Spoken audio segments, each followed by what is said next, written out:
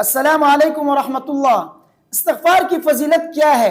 آج کی اس ویڈیو میں استغفار کی فضیلت کے متعلق میں آپ کے سامنے کچھ بیان کروں گا، لیکن اس سے پہلے ایک دو باتیں آپ کے سامنے عرض کروں گا۔ ویڈیو کو غور سے سنیے تاکہ میری باتیں آپ کے ذہن میں اچھی طرح بیٹھ سکے۔ دیکھیے، انسان جو ہے یہ غلطیوں کا پتلا ہے، خطاؤں کا پتلا ہے۔ انسان سے غلطیاں ہوتی رہتی ہے۔ وہ انبیاء ہے جو اللہ تبارک و تعالیٰ نے ان کو معصوم بنایا، ان سے غلطیاں نہیں ہوتی، وہ گناہوں سے پاک ہے۔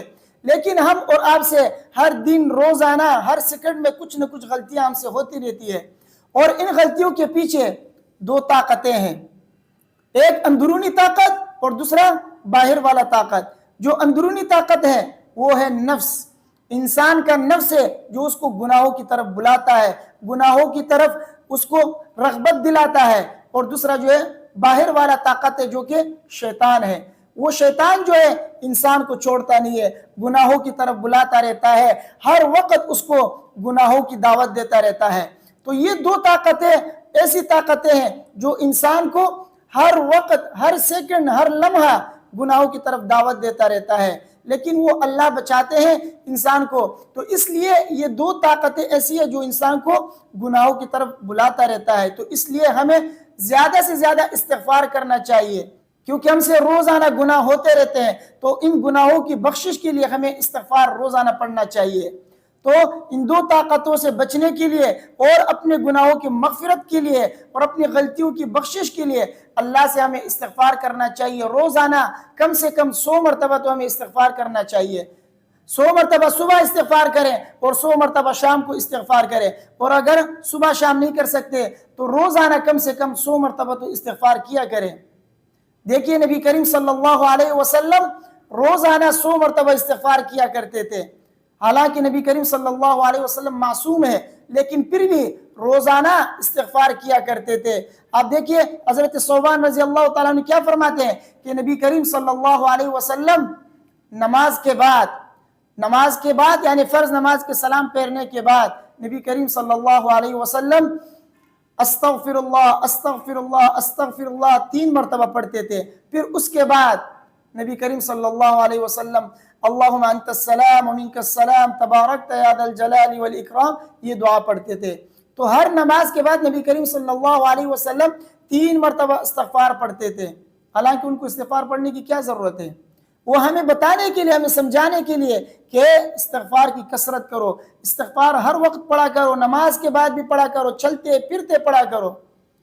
ایک دوسرے حدیث میں نبی کریم صلی اللہ علیہ وسلم فرماتے ہیں کہ میرے دل پر بھی کبھی کبھی غفلت آتا ہے تو میں استغفار پڑھتا ہوں۔ ایک حدیث میں تو آتا ہے کہ دن میں 70 مرتبہ پڑھتا ہوں، اور دوسری حدیث میں آتا ہے کہ دن میں نبی کریم صلی اللہ علیہ وسلم 100 مرتبہ پڑھا کرتے تھے۔ تو بہرحال نبی کریم صلی اللہ علیہ وسلم معصوم ہونے کے باوجود بھی استغفار دن میں 100 مرتبہ یا 70 مرتبہ کیا کرتے تھے، اور ہر نماز کے بعد تو 3 مرتبہ ضرور پڑھ لیا کرتے تھے۔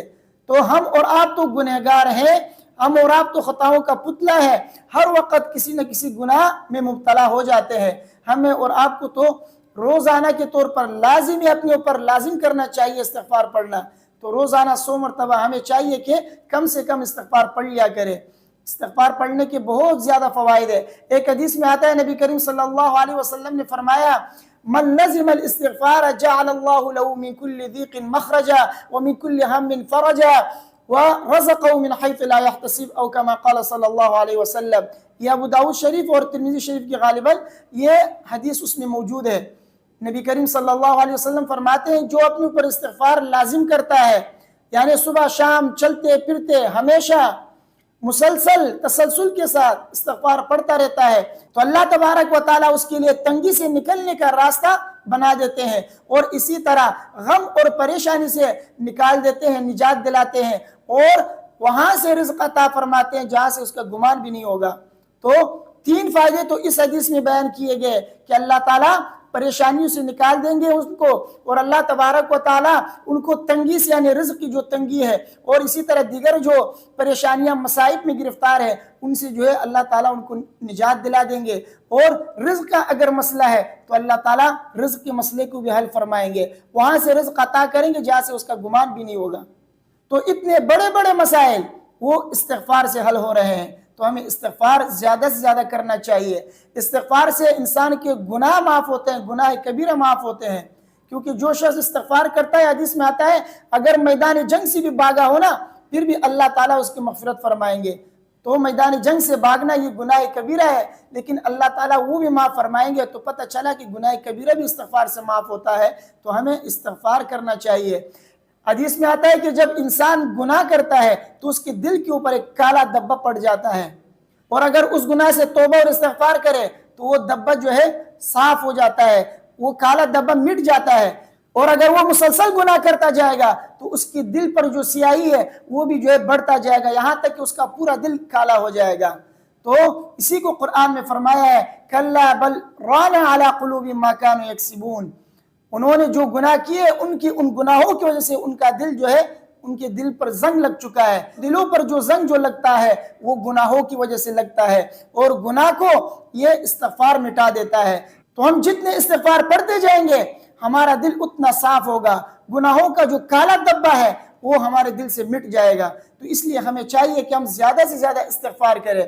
اسی استغفار کی بدولت اللہ تبارک و تعالیٰ میری اور آپ کی مغفرت فرمائیں گے، اللہ کا قرب ہمیں نصیب ہوگا، کیونکہ قرآن میں ہے فَاسْتَغْفِرُوهُ ثُمَّ تُوبُوا إِلَيْهِ إِنَّ رَبِّي قَرِيبٌ مُجِيبٌ، کہ استغفار کرو اور اللہ کی طرف رجوع کرو، بے شک میرا رب قریب ہے اور دعاؤں کو قبول کرنے والا ہے۔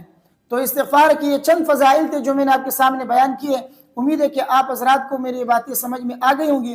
اگر استغفار کے متعلق اگر آپ کے ذہن میں کوئی بات ہے تو آپ پوچھ سکتے ہیں، کوئی سوال ہے تو آپ کمنٹ میں لکھ سکتے ہیں، انشاءاللہ اس پر میں ہو سکتا ہے ویڈیو بنا لوں یا اس کا جواب میں کمنٹ میں آپ کو دے دوں۔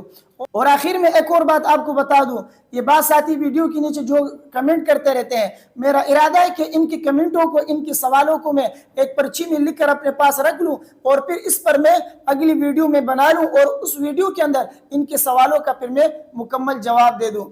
اگر آپ بھی میرے اس ارادے سے متفق ہیں کہ آپ لوگوں کے سوالوں کا جواب مستقل ایک ویڈیو میں دینا چاہیے تو آپ کمنٹ میں لکھ دیں، انشاءاللہ میں پورے ہفتے کے جو سوالات ہیں اس کو میں جمع کروں گا، اور ہر اتوار کو اس کے اوپر میں ویڈیو بناؤں گا اور ان سوالوں کا جواب میں آپ کے سامنے پیش کروں گا۔ ویڈیو کو اپنے دوستوں کے ساتھ لازمی شیئر کیجئے، مجھے اپنے دعاؤں میں یاد رکھیے۔ السلام علیکم ورحمۃ اللہ۔